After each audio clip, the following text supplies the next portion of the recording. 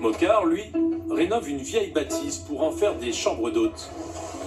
Il y a encore 2 ans, cet ingénieur automobile habitait Paris, dans cet immeuble, et prenait le métro tous les jours. On a quitté cette région parisienne avec du monde, du bruit, pour essayer de trouver un cadre de vie plus agréable. Et on a pu trouver dans le Morvan des longères et des granges accessibles. Une bâtisse achetée 50 000 € avec son épouse. Après plus de 100 000 € de travaux, voici le résultat, avec 5 chambres et 3 salles de bain. Ce qu'on cherche aujourd'hui, c'est à donner du bien-être et au moins à couvrir les frais pour que l'ensemble des voyageurs et nos enfants et nos familles qui passent ici se trouvent bien. On est quand même mieux ici dans les grandes maisons, avec tout l'espace, avec tout ce qu'il y a à l'environnement, que de rester dans 70 mètres carrés dans un appartement. Et la région s'active justement pour aider ceux qui souhaitent quitter la ville pour la campagne. Aujourd'hui, Séverine Caillot est venue apporter son conseil. Une forge. On est là pour les accompagner étape par étape, en faisant des bilans régulièrement et en apportant vraiment des aides concrètes. On peut aller à 20% d'aide sur un montant d'enveloppe à 30 000 €.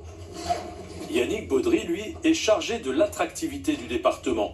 Il a lancé l'opération appelée Visiter la Nièvre, une semaine de vacances gratuites en gîte à l'été 2020. Sur près de 100 familles participantes, 7 se sont installées et une vingtaine d'autres est en recherche d'un bien immobilier. On a un immobilier qui est très abordable, avec en gros 1 000 € du mètre carré pour une maison, ce qui est quand même très intéressant. Et puis on a également toute cette proximité avec les bassins parisiens et lyonnais. Donc ça permet aussi de pouvoir prendre entre guillemets le risque de changer de vie, mais sans se couper de sa vie d'avant. La famille Bazin a profité de ce séjour gratuit, ce qui a changé sa vie. Elle a quitté l'agglomération de Rouen et ses 500 000 habitants pour ce petit village de Saint-Saulge de seulement 750 âmes. Les embouteillages, la ville, le bruit, et là où on vivait, c'est quand même beaucoup de bruit. Et c'est vrai qu'en arrivant ici, on s'est dit, mais c'est pas possible. La semaine qu'on a passée dans le gîte, on a dormi comme des loirs, ce qu'on ne faisait plus en ville. Donc là, on s'est dit, voilà, tout est tracé, quoi. On y va, on franchit le pas. Le département les a même aidés à trouver cette maison de près de 300 mètres carrés entièrement rénovée pour 210 000 €.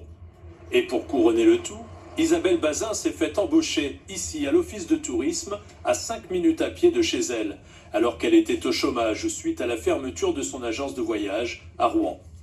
Je vais avoir un poste pour le moment qui n'était que saisonnier à l'office du tourisme, mais qui devrait passer à plein temps à partir du mois d'avril, ce qui me va tout à fait. La région a réussi son pari, faire venir des citadins à la campagne. De son côté, Dominique Mocard, lui, continue son activité sur son ordinateur, comme il le faisait à Paris. Mais son nouveau bureau est maintenant dans la verdure.